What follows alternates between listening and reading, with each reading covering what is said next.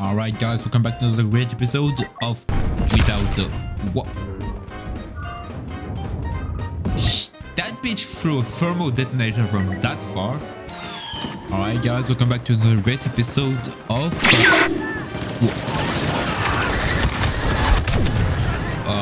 Alright guys, welcome back to another great episode of Space Vietnam. Oh god, no god, please guys, I'm sorry again, I'm sorry.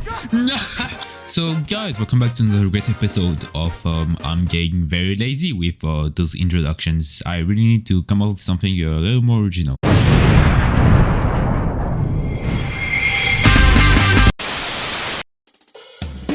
I think it's safe to say that the shooter genre is the most popular video game genre of all time. Maybe platformer games and open worlds are close, but just looking at Steam charts, the majority of games are either FPS or TPS, and that's not even counting the other launchers or other platforms. However, inside of the shooter community, there are different subgenres, mostly determined by how casual or competitive the game is. Basically, if I had to rank a shooter on a scale of 1 to 10 based on the factors I just gave you a couple of seconds ago, a 1 would be something like Halo the Master Chief Collection, and a 10 would be something like Counter-Strike Global Offensive, and you'd have anything in the middle like Fortnite or COD. So where does Star Wars Battlefront 2 place itself in all of this? Well, in my opinion, I'd say it's a 3. Now to be clear, there is nothing wrong with a casual game. Minecraft is the most bought game of all time, and yet it's one of the most casual games with barely any tournament. But it's mainly for other reasons. Battlefront 2 had a lot of competitive potential, but it just doesn't work for many reasons. So it's important that I cover all of this so you can better understand that this is not a competitive shooter to push your limits and harness your true power, but a casual shitpost with ragdolls flying all over the map so you can somewhat try to forgive the dumbass design decisions that DICE has made. Oh, and side note, remember that it's DICE who made the game, so if some things are a little too close to Battlefield, it's the reason.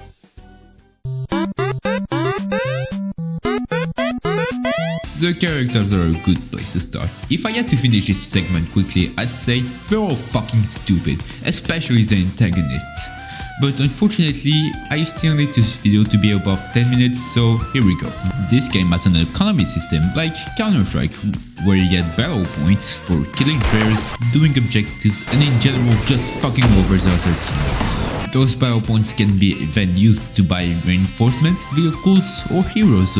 But of course, before you get to use the big powerful characters, you're gonna have to use the weak-ass characters. There's 4 of them, Assault is just a guy with an M4 and grenades. Heavy, well, Heavy is just a tank. Officer is support, and Specialist is sniper. After you pick your stupid character, pick your stupid weapon. In Battlefield, there's so many weapons you can choose, from primaries to secondaries and equipment. In Battlefront 2, each class gets 5 weapons, for a grand total of 20. And back in the day there were only 4 weapons, so 16. Fuck man, there were even more weapons in the first game, man, what the hell is this stupid ass bullshit? And of course only the weak ass classes can change their weapons because fuck you. If I want to play a jet trooper with a damn minigun, I should be able to do it, Jesus fucking Christ! I will give credit where credit is due because at least each one of them feels different from the other. But in the end you see people run the same thing over and over and over again. Once you get out of default soldiers, you got the reinforcements. They range from jet troopers flying over the map and using their assault rifles to quickly take out their enemies. Okay, I'm gonna run away.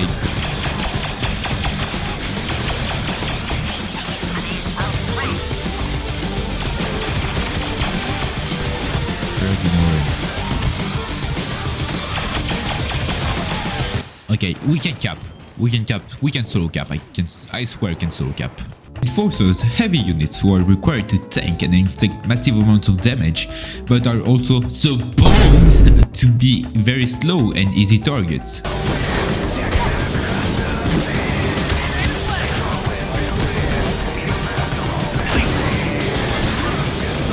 Alright, open up the fucking door.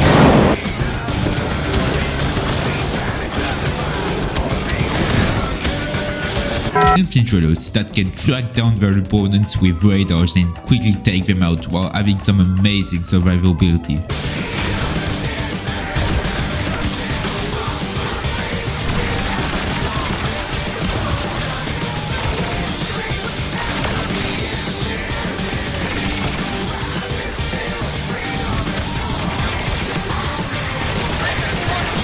There's also vehicles, but to my monkey brain, only one of them matters. Enter ATTE. I mean, is it worth? Fuck yeah, it's worth.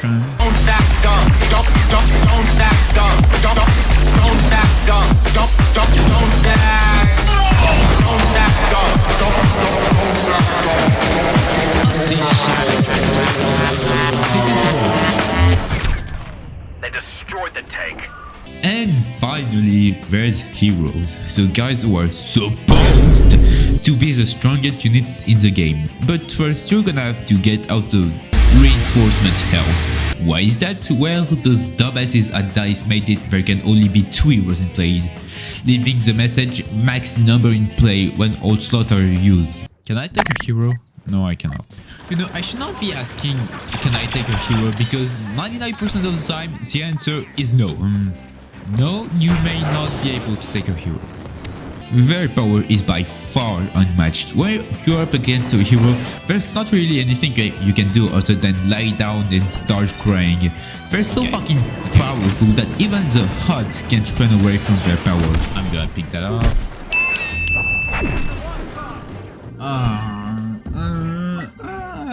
You know, it's another average day at the office, you know, just get pushed out of existence so hard that your HUD just stays fucking here. It's quite nice, you know. And obviously, when such a massive threat is walking around, you immediately become the #1 target of the bomb.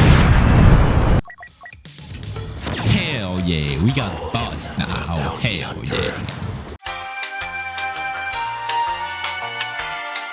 Okay, thanks. Yo, dude, chill. 的纪录片在香港这座城市的设置，主演钱德勒、罗斯、吴波斯、瑞秋、莫妮卡和一些其他他妈的演员。 Yeah, I feel like that's a sign that I should probably stop recording this video entirely and just move on to something else. I probably put some music over my editing, so you can't understand my pain, but basically there's a team that play when you pick your hero. And because I had to turn off music, so like while I'm crying under my desk, could I perhaps redirect your attention to the beautiful subscribe button right below? It just looks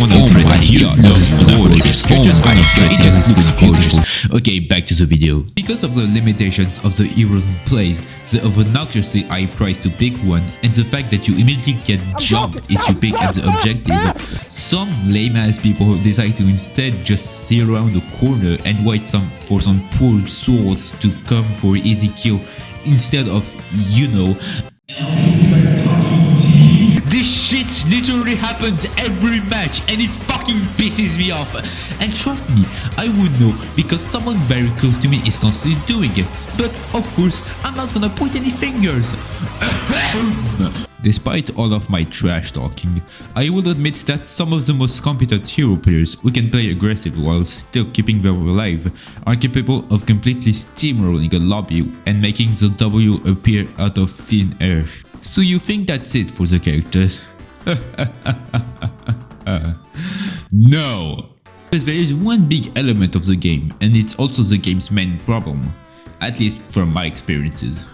The antagonists always have the upper end. Well, it depends on the era, because yeah, something I failed to mention is that units and heroes change depending on the trilogy the round takes place in. The trilogy is by far the best balance, and the best one also. The sequels are also fine from what I can remember. Maybe the special units are a little unbalanced, especially the Jet Trooper, since he is drastically different from any other one and can fly for like 15 million years. but anyone who knows how to aim with a sniper will take him out quickly. But the original trilogy, oh my god, the original trilogy. Where do I even begin? You know what, let's skip the best or worst depending on your reason for the end and stick with heroes. Darth Vader can literally hold back an entire enemy push while not breaking a sweat. Hayden Virgil, the original character made for the game, can dunk on lightsaber heroes at will using a secondary shot, and Boss can regenerate all his health in one go. And he's the only hero who can do this in the game. The other three are fairly balanced, but as I said before, I kept the worst for the last, and that would be the Death Trooper. Yup, the strongest unit is not Luke Skywalker, not Darth Vader, but a fucking Death Trooper. And it's pretty self-explanatory because if anyone comes in contact with him, they immediately die. Flare Blaster is already crazy powerful and can disintegrate someone in like 3 shots. They have a flashbang, you know, everyone's favorite.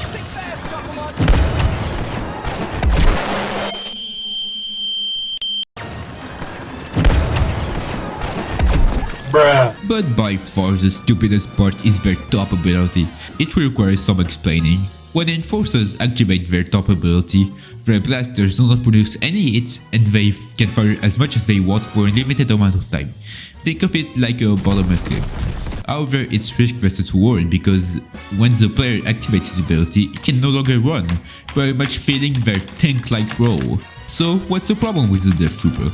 Well, it's because he's the only enforcer in the game who is still allowed to run when his top ability is active. Oh my god, bro. Oh, hell no, man. What the fuck, man?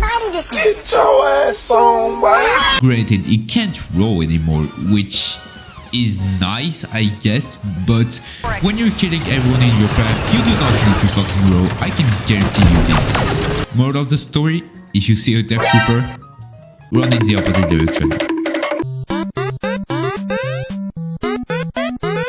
Picture yourself a game of Battlefield in your head. Got it? Good. Now apply a Star Wars filter on top. And there you go. Star Wars Battlefront! Okay, I'm exaggerating a bit, but you see where I'm going. Some of Star Wars' most memorable moments are the insanely large battles, and they can work very well in video game format. However, when leaving the license to the hands of DICE, it's pretty obvious that they copy from the license that also has massively scaled battles, especially when you see how much pressure they're put under EA.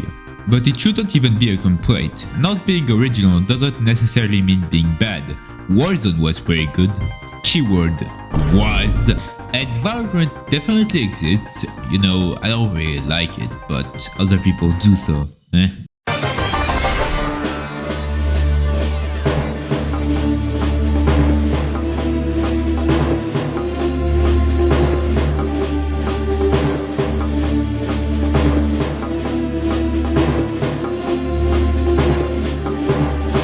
Battlefront 2 definitely nails the game modes. They're almost all pretty enjoyable.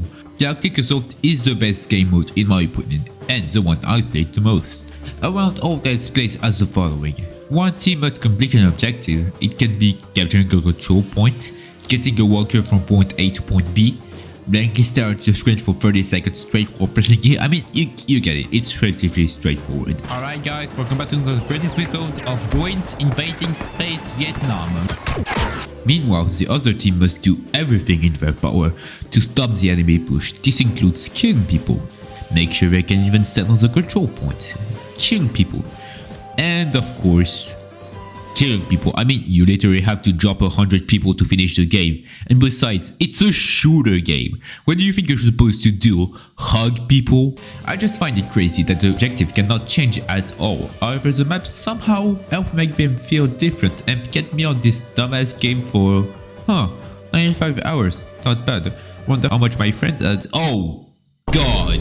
Yeah. And that, guys, is the magic of good map design. But of course, not everything can be perfect. This is also pretty nice. The gameplay loop is even simpler. There's 5 control points. Seriously, again with the control points. There's 5 control points spread across one map, and 2 teams are having beef to see who can control the most. The team who controls the most points starts filling up at bar at the top of the screen, And once it reaches 100%, a ship comes in to take everyone on ground and escort them to the enemy ship. Well, except if you're in the original trilogy, then you just instantly win, which is lame as shit. Fuck the rebellion! All my homies hate the rebellion! Once you're on the ship, you're given 8 minutes to capture another control point. Wow, this game isn't very original. And finally, you just need to destroy your ship's engine or something like that. If your time runs out, you go back on the ground and start from scratch.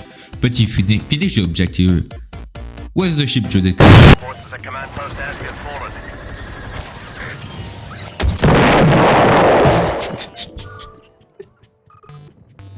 What the fuck was that? Your supremacy experience like just Tôi nói chuyện vô dừng quá. Mày coi chừng mày chết với tao đó mày. You serve no purpose in Why? life. Your purpose in life is to be in Why do I have to be surrounded, man? Me kill them all with my big ass entry gun. I don't understand. But alright, let's just wipe the control points. You worthless bitch ass nigga. You're gonna stay on my dick until you die. He just You serve no jumped in, purpose in really life. Kill me and then dips. What the fuck? Heroes vs villains also most definitely exist. It's an all-out fight to the death, which is kind of boring if you ask me. I mean, back in my day, it was a lot more fun. It was kind of like Juggernaut in Halo, where one player is like a VIP, and the other team has to try as hard as they could to kill him, because whichever team got 10 VIP kills would be the one to win the game. So if you were getting jumped by 4 guys back then, it was pretty normal. But even today, I still get jumped by 4 guys the second I spawn in? What? I wasn't too far off the leaderboard, so that's not bad. It's fucking Starkiller. Guys, you do not understand, like, in the week that I've been recording, you know, this video, I've probably had Starkiller like 8 times. I'm not even kidding. Why the fuck is this game just constantly giving me fucking Starkiller? I don't even like this map. You cannot hide forever. Alright, let's go.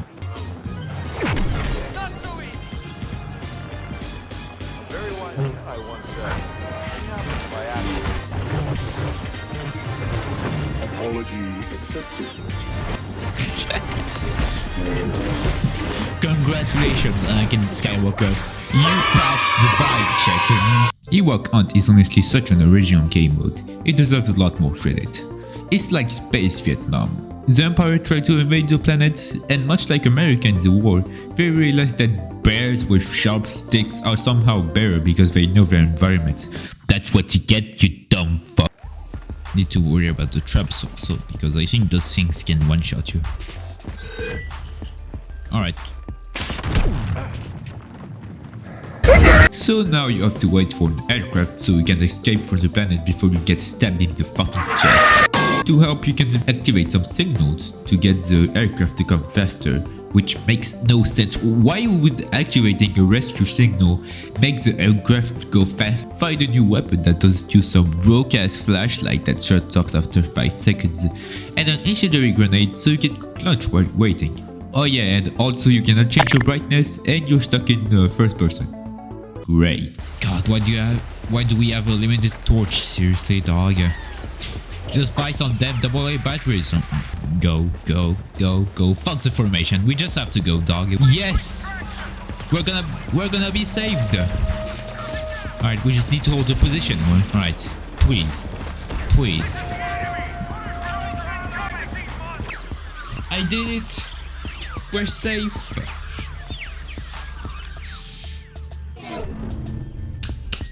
Hell yeah. Those wikis ain't got nothing on us, man. Let's go. Pro tip, stick with your teammates. The enemies can only kill one person at a time. Co-op is like the PvE game mode in arcade, except you get to play with other people. This time around you have to capture or defend another control point. Are you fucking kidding me? And you have to face bots, but because bots are stupid, instead of giving them good AI, they just increase their health and place like hundreds of them. Very creative, guys. It's alright, I guess. The only thing that makes it good for is because it gives a lot of XP so you can upgrade your cards. Hell yeah. Oh yeah, the upgrade cards. I should have mentioned that earlier. Each time you level up with your character, you get a point and you can use set points to buy or upgrade some cards. But Sky bro, what the cards do? Good question. The cards boost your stats or give you new equipment. And that's it! Okay, but more seriously, I actually really like the functioning of the cards. Well, at least right now. It's not too unfair, as when you get bodied by someone, it's certainly because they're better and not because of their cards. But it makes good enough for you different that you perform like 10 times better with 3 level 4 cards.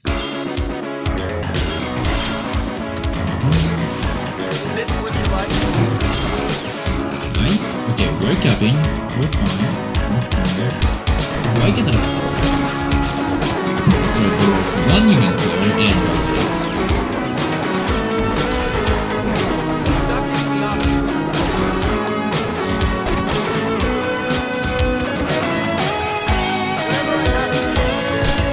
Oh my god, okay, I need to run away. Die! Okay, got him.